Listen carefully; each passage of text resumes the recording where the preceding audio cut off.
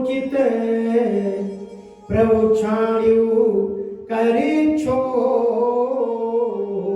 को कृपालु रघुवीर तुम। प्रभु छाण्यु करी छो को कृपाल रघुवीर तुम। तो सुन कृपालु अति कोमल वाणी और एक नयन कर तजु भवानी। भगवान ने उसको छोड़ दिया। भगवान ने कहा कि आइंदा कभी ऐसे उद्धृत कर्म मत करना। फिर भगवान राम ने ये सोचा कि अब इस जंगल में रहने में, चित्रकूट में रह करके ऋषियों को तकलीफ होगी, क्योंकि अब अयोध्यावासी जान गए हैं कि मैं यहाँ पर रह रहा हूँ, तो किसी न किसी बहाने कोई ना कोई यहाँ मिलने जुलने आएगा। तो फिर मुनि नरेश जलते दुख लाही। मुनि और तपस्वी लोगों को, जिन साधु संतों को जिन लोगों से कष्ट हो, ते नरेश बिनु पावक दाही। वो लोग बिना अग्नि के ही जल जाते हैं जिनसे साधु संतों को कष्ट हो। इसलिए कोशिश करना चाहिए कि हमारे द्वारा कोई भी संत को, किसी भी साधु को किसी प्रकार का कष्ट ना हो। इसलिए उन्होंने कहा कि ते नरेश बिनु पावक। भगवान श्री राम जी की ये बात कहते हैं और फिर प्रणाम करके ऋषियों से विदा लेकर के भगवान श्री राम जी वहां से आगे चल लेते हैं। और जब यहाँ ये जो घटना घटी, कहाँ पर घटी? स्फटिक शिला से। और उसी से जब आप चलोगे आगे तो 4-5 किलोमीटर दूरी पर ही अत्रि का आश्रम है, अनुसुईया आश्रम।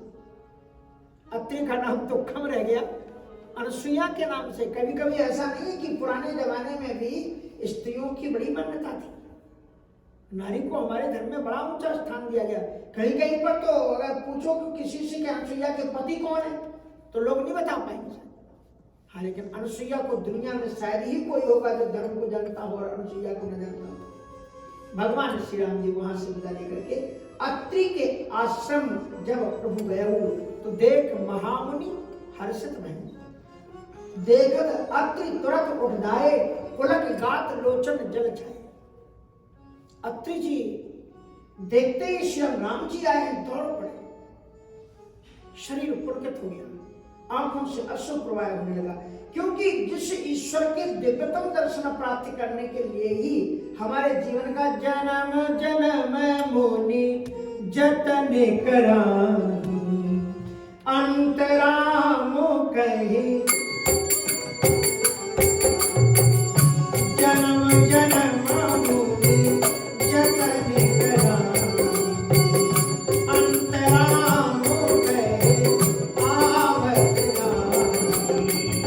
जन्म जन्म मुनि जतन कराही, जन्म जन्म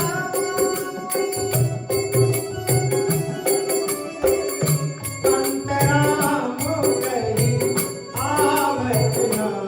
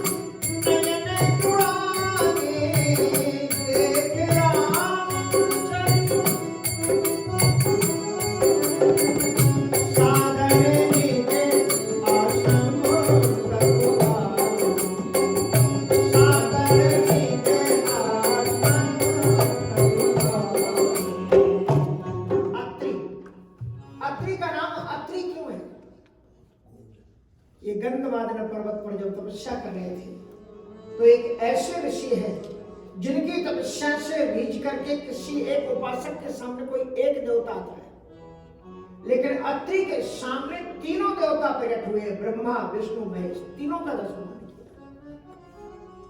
और तीनों देवताओं को देख करके भावपूर्वक महर्षि अत्रि ने कहा, अत्रि तिष्ठ, विराजी, आओ विराजो। तीनों देवताओं को विराजने के लिए कहा, वहीं से उनका नाम अत्रि पड़ गया। अत्रि, जिनके यहाँ पर तीनों देवताओं को आसन दिया गया। सा निष्ठस्ततो भवति, ऐसे उच्चारण से भी नाम हो जाते हैं। जो श्रीमद् भागवत के जो निषाद नाम कैसे हुआ, निषद, आओ बैठो, ऋषि मुनियों ने को पहले कहा आओ बैठो, सा निषादस ततो, उसका नाम निषाद हो गया। तो इसलिए इनका नाम अत्रि हुआ, क्योंकि तीनों देवताओं को उन्हें आसन दिया। ये कितने सौभाग्य की बात है कि तीनों देवता आपके सामने आए और उनको आप विराजमान कराओ, हैं? ओम जय जगदीश हरे। तीनों देवताओं की आरती है, जैसे ओंकारा। ओंकारा में क्या है, ओंकार में तीनों देवता समाये हैं, ब्रह्मा विष्णु महेश। इसलिए उसमें कहते हैं एकानन चतुरानन पंचानन रानी। एकानन मानी भगवान नारायण, एकानन चतुरानन मानी श्री ब्रह्मा जी, और पंचानन मानी भगवान शंकर जी। एकानन चतुरानन पंचानन राजी। ओम जैसे ओंकारा जो कहते हैं ना, वो केवल शंकर जी की आरती नहीं, तीनों देवताओं की आरती है वो। ओंकार में तीनों देवता समाये थे, क्योंकि ओंकार जब लिखते हैं तो तीन धाराएं होती हैं, और उनके बीच से फिर पीछे से सत्वगुण रजोगुण तमोगुण, और पूंछ जो निकलती है कहती है त्रिगुणातीत हो जाओ, उससे ऊंचे उठ जाओ। और फिर ओम के ऊपर में एक चिन्ह बना रहता है, यहाँ कहीं ओम लिखा होगा, ये देखो ये ओम लिखा हुआ है, आप इसको गौर से देखिए। एक ऊपर में धारा है, एक बीच में, एक नीचे है। तो ये भगवद गीता का सिद्धांत है, हिंदू धर्म का ये मुख्य मैसेज है, ये मूल है। इसमें पूरा वेदांत, चाहे वेदांत रामायण गीता, सब कुछ उसके अंदर में विराजमान है, ओम के अंदर। इसलिए कहा गया ऊर्ध्वं गच्छन्ति सत्त्वास्थाः मध्ये तिष्ठन्ति राजसाः जघन्य गुणवृत्तस्थाः अधो गच्छन्ति तामसाः। तो ये जो नीचे की बॉटम लाइन है, ये तामसी लोगों के लिए। तो तुम थोड़ा सा सत्संग के द्वारा और ऊपर उठो, रजोगुण में आ जाओ, कुछ करने लग जाओ, दान करने लग जाओ, पुण्य करने लग जाओ, भले ही नाम के लिए करो, आ जाओ, तुम धर्म में आ जाओ, जुड़ जाओ किसी भी तरह। और उसके बाद में धीरे धीरे तुम सतोगुण में पहुंच जाओगे, ऊपर पहुंच जाओगे, ऊपर की जो लाइन है उसमें पहुंच जाओगे। और जब ये तीनों को प्राप्त कर लो तो फिर क्या करना है आपको, इन तीनों से निकल जाना है। ये देखा ना, पूंछ निकल गई नीचे। और उसके बाद में एक चंद्र का निशान है, उसमें बिंदु है। इसका पूरा निशान आपके अमेरिका में मिलता है, एक दुकान में। कहाँ मिलता है? टारगेट में होता है। टारगेट का मतलब क्या होता है, हिंदी में क्या कहेंगे उसको? टारगेट में लक्ष्य। हाँ, तो वो लक्ष्य पर निशाना करो। तो ये जो है पूरा चंद्र नहीं बनाया गया, उसका आधा है, उसके ऊपर में बिंदी है। टारगेट है हमारे और आपके जीवन का। इसलिए उपनिषद में, मुंडकोपनिषद में कहते हैं कि ब्रह्म तल्लक्ष्य मुच्यते। इसलिए सरोधनु सरोह्यात्मा ब्रह्म तल्लक्ष्य मुच्यते अप्रमत्तेन वेदव्यम सर्वतन्मयो भवेत्। ये हमारे जीवन का लक्ष्य क्या है? ब्रह्म तल्लक्ष्य मुच्यते, आत्मा का लक्ष्य परमात्मा है, हम लोगों को उपनिषद कहती है। इसलिए अप्रमत्तेन वेदव्यम, वेदव्यम मानी उस गोल को आपको टच करना है, जो गोल बना हुआ है उसमें पहुंचना है। जो वो बिंदु है वो निर्गुण निराकार अव्यक्त अगोचर परमात्मा है, वो बिंदु के बीच में। और उसके नीचे अर्ध चंद्राकार बना हुआ है, गोला बना हुआ है। उसका मतलब ये है कि यहाँ सतोगुण रजोगुण तमोगुण लेकर के तुम इस बाउंड्री के अंदर घुस नहीं सकते। तीनों से निकल जाओ, पहले तमोगुण से ऊपर जाओ, रजोगुण में जाओ, रजोगुण से फिर सतोगुण में जाओ, और सतोगुण में से भी जाने के बाद में देखो पूंछ निकल गई, उससे भी आप निकल जाओ, फिर ऊर्ध्वबाहु हो जाओ। पहले विनम्र बनो, ऊपर से नीचे को आता है, फिर ऊपर उठता है, और फिर आप ऊपर उठो। और उसके बाद में आपको फिर बीच में कोई टच नहीं है उसका ऊपर की लाइन से, क्योंकि वहां पर आप सतोगुण रजोगुण तमोगुण लेकर के नहीं जाते। जो त्रिगुणातीत हो जाओगे तब आप उस बिंदु को, उस लक्ष्य को, प्रणवो धनु सरो ह्यात्मा ब्रह्म तल्लक्ष्य मुच्यते। प्रणवो धनु, ये प्रणव धनु है, धनुष है। इसी का चढ़ा करके आपको आत्मा का संधान करना है, और लक्ष्य उसका ईश्वर है। प्रणवो धनु सरो ह्यात्मा ब्रह्म तल्लक्ष्य मुच्यते अप्रमत्तेन वेदव्यम। इसको प्रमाद रहित होकर के वेद करो तो जो तुम्हारे जीवन का लक्ष्य है। आलस्य का परित्याग करके सत्संग में कभी कभी होगा ऐसा लगेगा आज थोड़ा स्वास्थ्य अच्छा नहीं लग रहा है, आज नहीं जाते हैं कथा में, कल चलेंगे, लेकिन उस दिन भी आओ, क्योंकि ब्रह्म तल्लक्ष्य मुच्यते। जीवन में यही लक्ष्य है जीवन का, और कुछ नहीं। इसलिए ये जो हमारा हिंदू संस्कृति विज्ञान पर आधारित है, दुनिया के लोग जो समझ ले रहे हैं तो वो जान रहे हैं कि कितना महान ये धर्म है। ये झंडा और घंटी पर लड़ाई करने वाला ये धर्म नहीं है। ये बहुत ऊंचा है, बहुत ऊंचाई के साथ में इसका चिंतन करना है। छोटी छोटी चीजों में हम धर्म को बदनाम करते हैं, ये कोई उद्देश्य प्राप्ति का लक्षण नहीं है। तो मैं आपको ये बता रहा था कि इस प्रकार से अत्रि ऋषि ने तीनों देवताओं को विराजमान कराया और भगवान ने जब उनसे पूछा बोलो क्या चाहते हो, तो वही वरदान मांगा जो मनु और शत्रुपा ने मांगा था कि महाराज आप मेरे पुत्र बने। और तीनों पुत्रों को बनने का उन्होंने उनसे वरदान मांगा। तीनों ऋषि, तीनों देवताओं, ब्रह्मा विष्णु महेश्वर, आप जानते हैं कि तीनों ही देवताओं के पुत्र बने, मालूम है ना आपको? हाँ, इसलिए दत्तो विष्णुस्तु, श्री दत्तात्रेय जी उनके महाराज के रूप में श्री विष्णु जी उनके यहाँ हैं। दुर्वासा शंकर श्यामसो निबोधांगी रस प्रजा, श्रीमद् भागवत में वर्णन करते हैं। भगवान शंकर जी दुर्वासा ऋषि के रूप में, और जो ब्रह्मा जी हैं वो सोम ऋषि के रूप में प्रादुर्भूत हुए। अब एक बार हम कहीं देख रहे थे, ऐसी कथाएं आती हैं, बैठा था, भोजन चल रहा था, तो कह रहे थे चंद्रमा ने समझाया जटायु को। चंद्रमा वो नहीं, चंद्रमा वो नाम किसी का मिलता जुलता हो सकता है ना, वो चंद्रमा नाम के ऋषि ही अलग है, वो आकाश वाला चंद्रमा नहीं है। वो जो जटायु के भाई संपाति को समझाते हैं, मुनि के नाम चंद्रमा होई, लागी दया देख कर मोही, बहु प्रकार ते ज्ञान सुनावा, देह जनित अभिमान सुनावा। तो वो चंद्रमा ऋषि है और वो दत्तात्रेय के भाई हैं, अनुसुईया के बेटा हैं। वो मुनि के नाम चंद्रमा वही, लागी दया देख कर बहु प्रकार ते ज्ञान सुनावा, देह जनित अभिमान सुनावा। तो कहने का मतलब यह है कि ऐसे अत्रि के आश्रम पर जब प्रभु श्री राम का आगमन हुआ और अत्रि ऋषि को जो ही मैसेज मिला कि भगवान आ रहे हैं, तो पुलकित घात अत्रि उठाए। राम जी की महिमा देखो आप, जिसने तीनों देवताओं को सामने बैठा दिया, उनके सामने उनको जब पता लगा कि प्रभु राम आ रहे हैं, तो पुलकावली के साथ में दौड़ पड़े महाराज अत्रि। पुलकित गाती अत्रि उठाए और देख राम आतुर चलाए।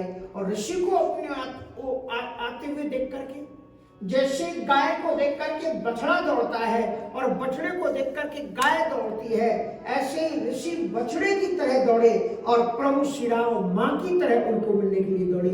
यह है भगवान और भक्त का संबंध। क्योंकि कबीर साहब भी कहते हैं कि राम संति के बापे हैं, संत राम के राम संति के राम के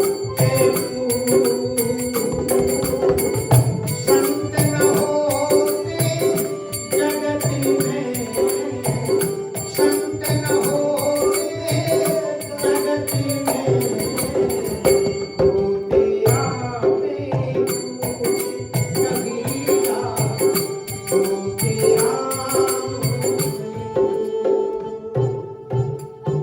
राम संत के बाप है, संत राम के। इसलिए जब ऋषि को आते हुए देखा, दौड़ करके राम जी की तरफ आ रहे थे, तो भगवान श्री राम जी भी उनको देख करके दौड़े। करति दंडवत मुनि और लाए, प्रेम बारी दो जन अनुभाए।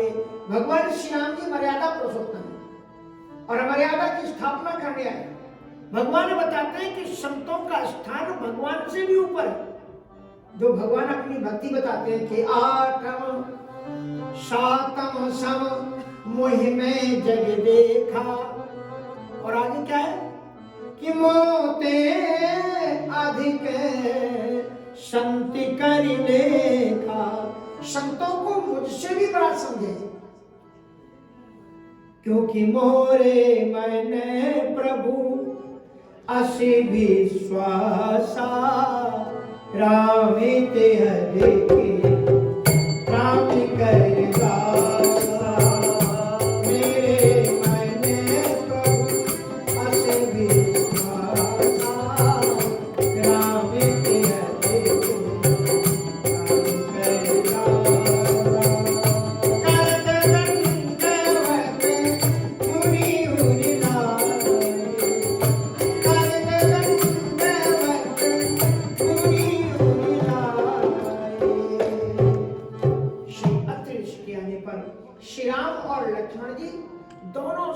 साष्टांग दंडवत करते हैं। यह है संतों का महात्मा, भगवान भी उनको प्रणाम करते हैं। श्रीमद् भागवत में जब सनक सनंदन सनातन सनत कुमार को जय और विजय ने रोक दिया तो उन्होंने श्राप दिया उनको, कहा तुम श्लोक में लोक में रहने लायक नहीं हो, लोकान्य तो ब्रजत मंत्र भाव दृष्टा, तुम्हारा भगवान के स्वभाव से मेल नहीं खाता। तो भगवान वहां खड़े होकर के उन्होंने अपने पार्षदों को डांटा, जय और विजय को तुम संतों की महिमा नहीं जानते हो। भगवान नारायण ने उनको डांटते हुए कहा छिन्याम स्वभाव मपिवा प्रतिकूलशीलम, अगर इन संतों के प्रतिकूल हमारे इन दो हाथों से भी कोई गलत काम हो जाए संतों के विरुद्ध में, छिन्याम स्वभाव मपी, मैं अपनी भुजाओं को भी काट डालूं, और तुमने संतों का अपमान किया। भगवान की दृष्टि से संत का कितना सम्मान है। श्रीमद् भागवत में श्री कपिल देव जी महाराज जब देवहूति जी को भक्ति योग सुना रहे हैं तो उन्होंने कहा है कि सबसे अच्छा मार्ग भगवान को प्राप्त करने का क्या है। तो कहते हैं न युज्यमानया भक्त्या भगवत्यखिलात्मनि सदृशोऽस्ति शिवा पंथा योगिनां ब्रह्म सिद्धये। योगियों का लक्ष्य है ब्रह्म की सिद्धि करना, परमात्मा को प्राप्त करना, और परमात्मा को प्राप्त करने का सर्वश्रेष्ठ साधन क्या है। कहते हैं भक्ति योग है। न युज्यमानया भक्त्या भगवत्यखिलात्मनि, जो प्रहलाद जी महाराज नवधा भगत अपने पिता को सुनाते हैं, उस नवधा भगत में क्या सुनाते हैं, श्रवणम कीर्तनम विष्णु स्मरणम पाद सेवनम। तो सबसे पहली भक्ति क्या है, श्रवणम। और गोस्वामी तुलसीदास जी क्या कर देते हैं, प्रथम भगत संतन कर संगा, दूसरा रति ओम कथा प्रसंगा। ये कहां से लाए, यही कपिल देव जी का प्रकरण है। श्री कपिल देव जी महाराज ने अपनी मां को बताया कि भगवान को सिद्ध करने का सर्वश्रेष्ठ साधन भक्ति है। नयुज्यमानया भक्त्या भगवत्यखिलात्मनि सदृशोऽस्ति शिवा पंथा, भक्ति के समान शिवा माने कल्याणकारी दूसरा कोई मार्ग नहीं। तो देवहूति जी ने पूछा कि ये भक्ति कैसे आएगी।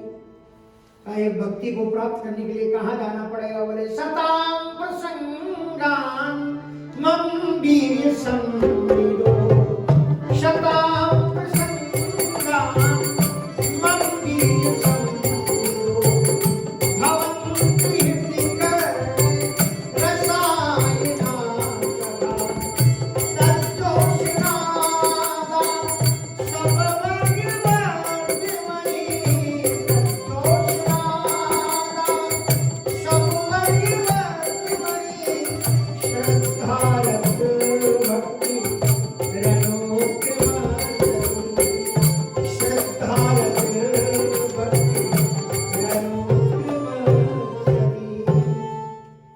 कैसे आएगी।